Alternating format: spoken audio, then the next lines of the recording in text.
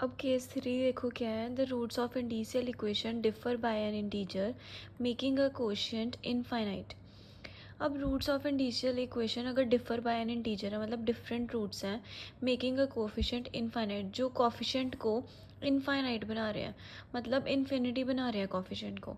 तो उस केस में हमने क्या करना है, जो हमारा फर्स्ट रूट है उसको हमने लेना है C2 प्लस के, एंड नेक्स्ट हमने लेना है ईटा। ईटा हमने कैसे लेनी है, ईटा की value C minus C1 plus के क्या है हमारे जितने भी नंबर ऑफ रूट्स होंगे, एंड C1 आपको पता है रूट फर्स्ट रूट हमारा, एंड C को एज इट इज़ ही रखना है हमने। In this case, the solution of given equation is y is equals to au plus bv। u हमने कैसे फाइंड करना है, eta. c is equals to C2 मतलब सेकेंड रूट के ऊपर ईटा की वैल्यू, एंड v हमारा क्या है, curly y by curly c, मतलब y की पार्शियल डिफ्रेंसिएशन करनी है with respect to c, and c at c is equals to C2। अब केस 3 के बेसिस पे हमारी फर्स्ट एग्जांपल है। तो गिवन इक्वेशन हमारे पास ये है, x square d square y by d x square plus x d y by d x plus x square minus 1 y is equals to 0।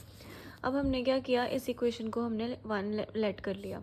अब आपको पता है सोल्यूशन हमेशा हम इस फॉर्म का लेते हैं, y is equals to x की power C A naught plus A1x plus A2x square plus up to so on, where A naught क्या होता है, नॉट इक्वल्स टू 0। ये क्या आ गया, 1 का सोल्यूशन। इसको हमने y की वैल्यू को लेट कर लिया 2।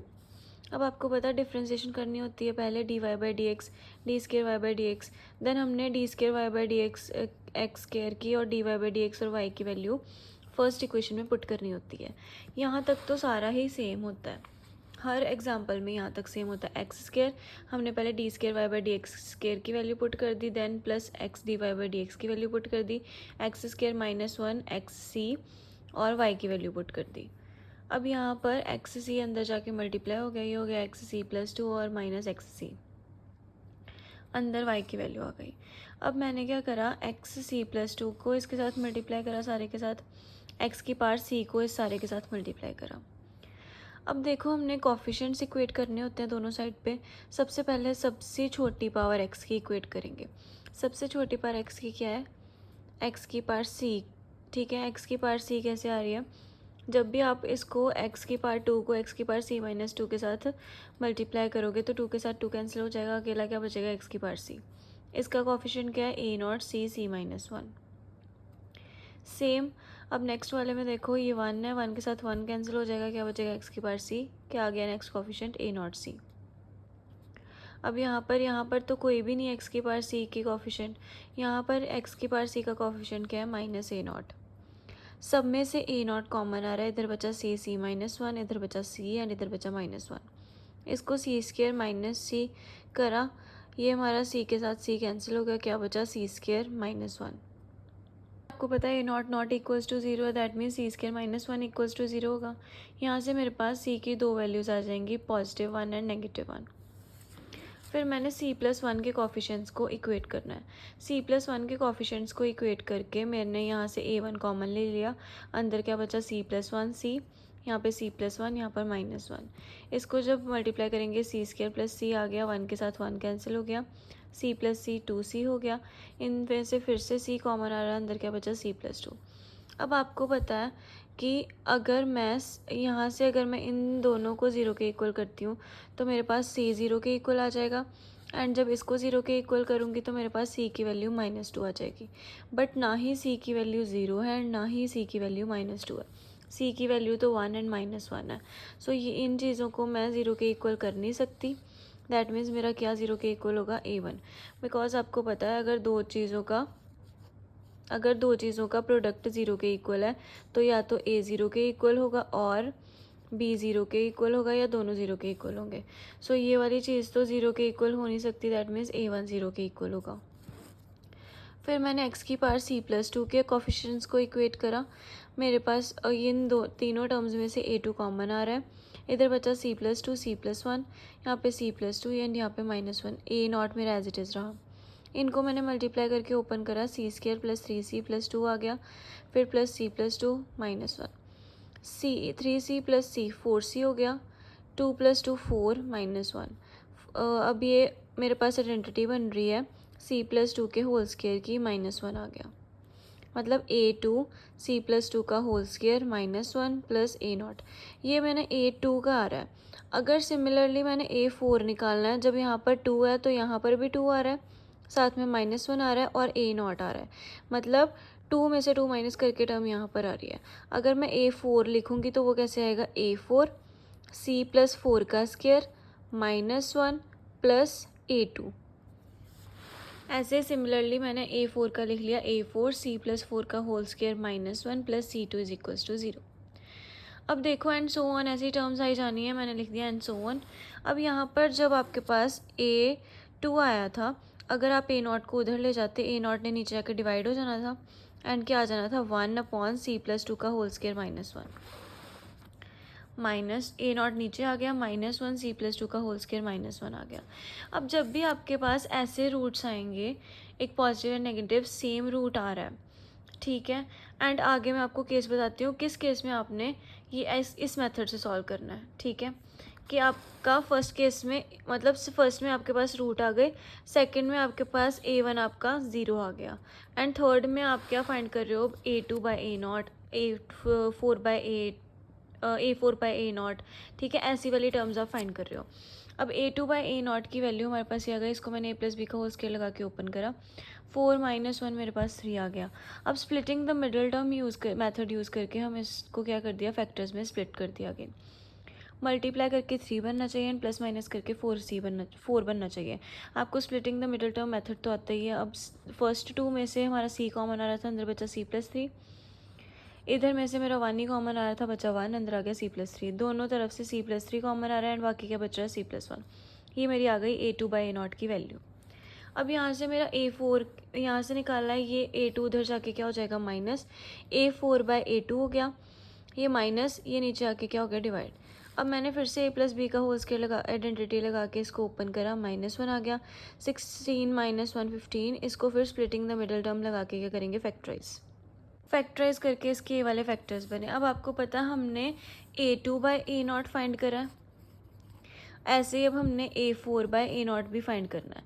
A4/A0 में कैसे फाइंड करूँगी, मैंने पहले देखना है मेरे पास A4 किसकी वैल्यू है, A2 की वैल्यू है, एंड मेरे पास मतलब मेरे को क्या करना पड़ेगा, मल्टीप्लाई डिवाइड करना पड़ेगा A2 के साथ, एंड मेरे पास A2/A0 की वैल्यू भी है।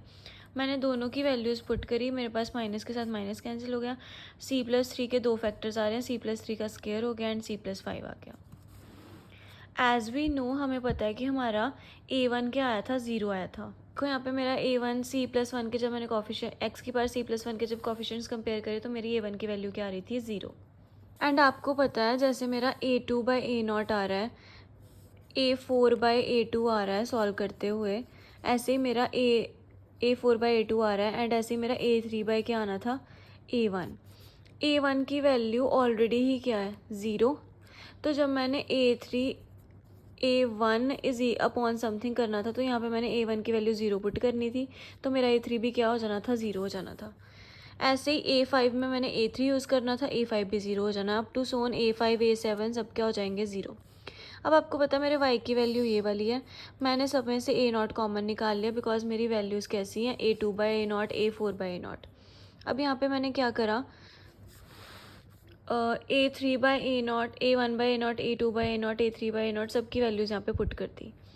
फर्स्ट मेरा A0 निकल गया कॉमन, तो यहाँ पे 1 बचा, A1 तो मेरा हो गया 0, A2/A0 की वैल्यू पुट करी, फिर A3 भी मेरा 0 हो गया, A4/A0 की वैल्यू पुट करी, मेरे पास ये टर्म आ गई। अब आपको पता है मेरा जो फर्स्ट रूट था वो क्या था, 1, एंड मेरा केस 3 में मुझे क्या करना पड़ता था, पहले y की वैल्यू c = 1 के लिए निकालनी है। अब मेरे y की वैल्यू ये है, यहाँ पे मैंने क्या करा, c की वैल्यू को 1 पुट कर दिया कि x रह गया, अंदर भी c की वैल्यू को 1 पुट करा, 1 + 1 2 हो गया, 1 + 3 4 हो गया, इधर 1 + 1 2, 1 + 3 4 एंड ऊपर स्क्वायर 4 का स्क्वायर, 1 + 5 6 अप टू सोन a आ गया, ये वाली पूरी टर्म x से लेके एंड ब्रैकेट वाली मैंने मान ली w, एंड A0 को मैंने a के साथ क्या कर दिया, रिप्लेस। अब देखो अगर मैं इसमें c = -1 वैल्यू पुट करूँगी, c = -1 पुट करूँगी, -1 + 1 0 हो जाएगा, समथिंग अपॉन 0 इन्फिनिटी हो गया। इधर भी c की वैल्यू -1 पुट करूँगी, -1 + 1 0 हो गया, ये भी पूरी टर्म क्या बन गई, समथिंग अपॉन 0 इन्फिनिटी।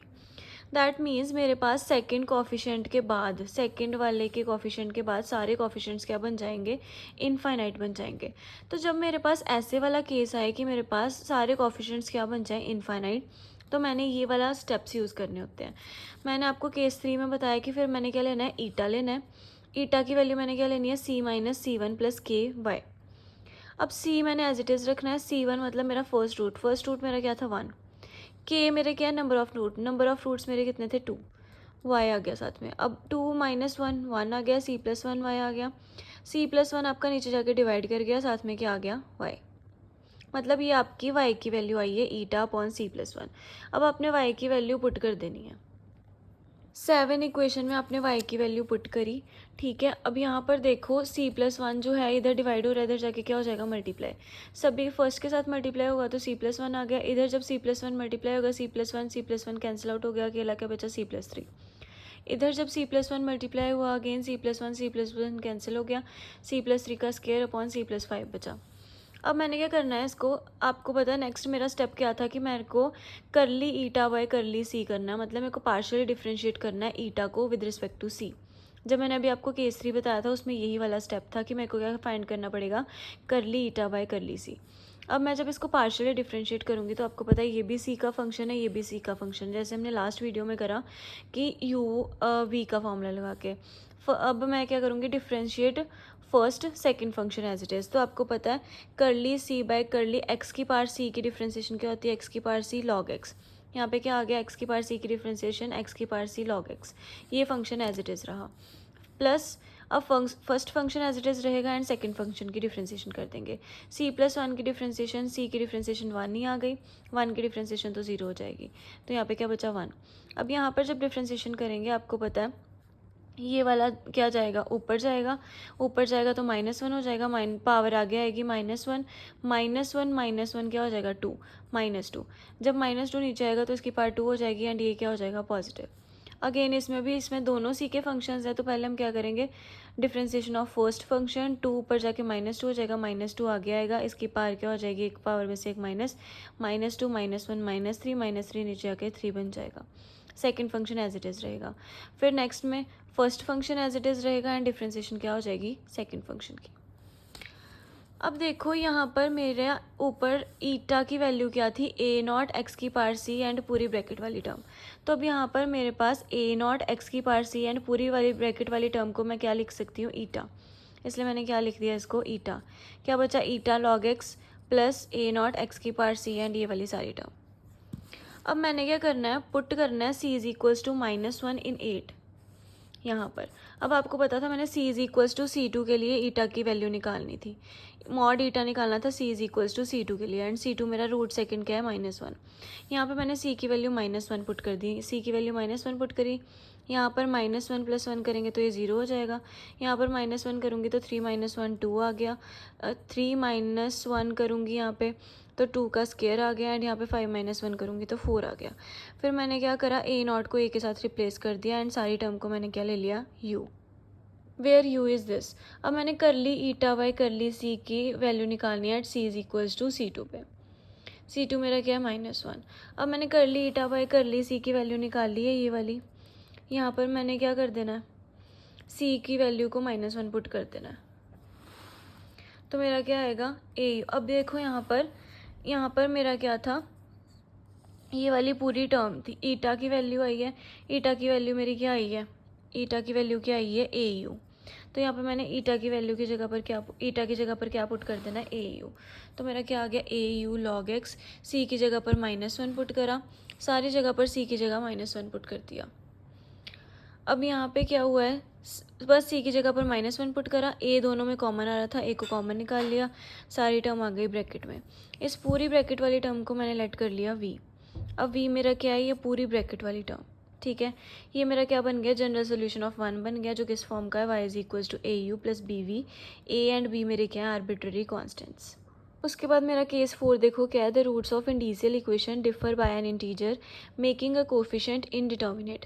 पहले जब कोफिशिएंट इनफाइनाइट बन रहा था तो हमने ये वाला स्टेप से करना है, इनको यूज़ करके करना है।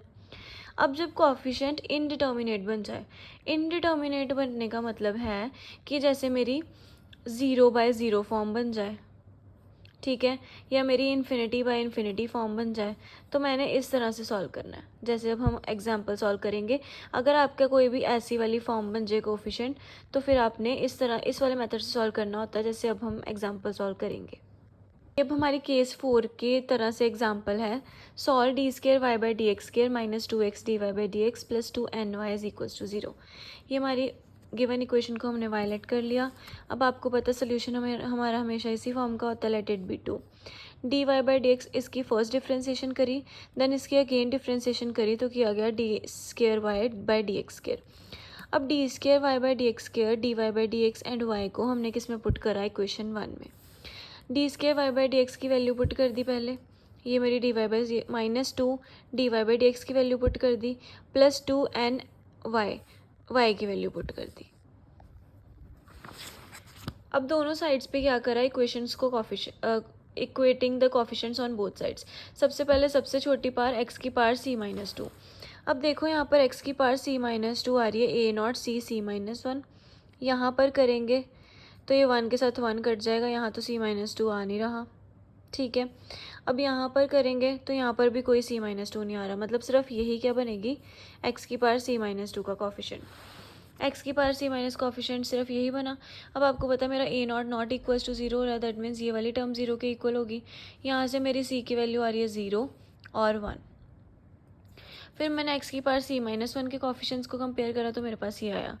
अब देखो ये वाली टर्म 0 के नीचे चली गई, ठीक है। एंड अगर मैं c की वैल्यू मेरी कितनी है, 0। अगर मैं यहाँ पर 0 पुट करूँगी c की वैल्यू, तो ये कौन सी फॉर्म बन जाएगी मेरी, 0/0 फॉर्म, मतलब इनडिटर्मिनेट बन जाएगा।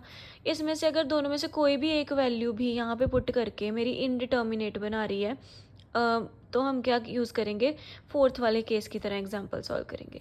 अब यहाँ पे देखो मेरा c इज इक्वल्स टू 0, इसको क्या बना रहा है, मेक्स इट इनडिटर्मिनेट। अब मैंने जब x की पावर c के कोफिशिएंट्स को कंपेयर करा, अब आपको कोफिशिएंट्स कंपेयर करने तो आते ही हैं। ये वाली टर्म उधर जाके नेगेटिव हो जाएगी, ये वाली टर्म उधर जाके पॉजिटिव हो जाएगी, दोनों साइड से 2a0 कॉमन आ रहा है, अंदर क्या बच रहा है, c-n। अब देखो a2 में मेरा आ रहा है c+2 c+1 2a0 c-n। अगर मैं सिमिलरली a3 के लिए लिखूंगी तो क्या आएगा, a3 c+3 c+2, मतलब एक एक टर्म कम हो जा रही, पहले c+2 ही आएगा फिर एक टर्म कम हो जाएगी, c+3 c+2 is equals to 2a0 आया था, यहाँ पे क्या आएगा, 2a1 c+1 -n। ऐसे a4 के लिए लिखूंगी तो a4 c+4 c+3 2a2 c+2 -n and so on. क्या करना है, पहले इक्वेशन 3 में मैंने c is equals to 0 put कर देना है। इक्वेशन 3 में जब मैंने c is equals to 0 put करा तो मेरे पास क्या है, एक ही पार्ट a2 2a0 -n। अब ये जो 2 है नीचे आ गया, क्या बना, -2n a0/2 -2n/2 फैक्टोरियल, 2 को मैं 2 फैक्टोरियल लिख सकती हूँ, a0 आ गया। ये मेरी नेक्स्ट इक्वेशन आ गई। अब सिमिलरली a3 जो फोर्थ इक्वेशन थी उसमें भी मैंने c को 0 पुट कर दिया, मेरे पास ये आई a3 की वैल्यू। इसमें से मैंने माइनस कॉमन निकाला तो क्या बन गया, n-1 एंड 6 को मैं 3 फैक्टोरियल लिख सकती हूँ। फिर इक्वेशन 5 में भी मैंने c is equals to 0 put कर दिया एंड मेरे पास a4 की वैल्यू आई ये वाली, एंड आपको पता है मेरे पास a2 की वैल्यू भी थी। a2 की वैल्यू क्या है मेरी, ये वाली पूरी। मतलब जैसे हम फर्स्ट सेकंड केस में कर रहे थे कि इक्वेशन को हम रिप्रेजेंट कर रहे थे y को a0 एंड a1 में, अब फोर्थ केस में भी हमने y को किस में रिप्रेजेंट करना है, a0 एंड a1 में। तो a4 मेरे पास क्या आया है, 2 square N n-2/4 factorial a0, because आपको पता है a4 ये 2 × 12 कितना हो जाएगा, 24, एंड 24 क्या होता है हमारे पास 4 फैक्टोरियल, माइनस के साथ माइनस कैंसिल हो जाएगा, 2 की पार्ट 2 आ जाएगी एंड n-2 आ जाएगा, नीचे 4 फैक्टोरियल आ जाएगा, ये बनेगा and so on. Put c is equals to 0 and values of a2 a3 a4 up to so on in equation 2। जो हमारा y है अब उसमें मैंने c को 0 पुट कर देना है एंड a2 a3 a4 सबकी वैल्यूज़ को पुट कर देना है। जब मैं c को 0 पुट करूँगी, x की पावर c होता है तो x की पावर 0 हो गया, x की पावर 0 क्या हो गया, 1। फिर मेरा अंदर होता है फर्स्ट टर्म a0, इसकी वैल्यू भी कोई नहीं है, मैंने a0 का a0 ही रहने दिया। फिर होता है a1x, a1 की वैल्यू भी कोई नहीं है, इसको भी मैंने एज इट इज़ रहने दिया।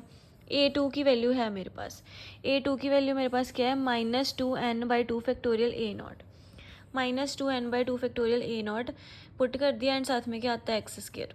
फिर इधर मैंने a3 की वैल्यू पुट कर दी, A3 की वैल्यू क्या है -2n-1 A1/3 फिर ऐसे ही मैंने A4 की वैल्यू पुट कर दी। अब देखो इनमें से A0 किस किस टर्म में आ रहा है, इसमें, इसमें एंड इसमें।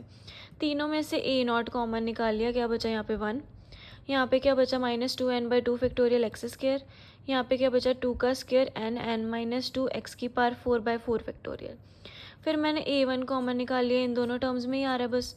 A1 कॉमन निकाला तो यहाँ पे क्या बचा x, यहाँ पे क्या बचा -2n-1/3, यहाँ पे क्या बचा है साथ में x3। तो ये मेरा बन गया required solution of 1 A0 and A1 में।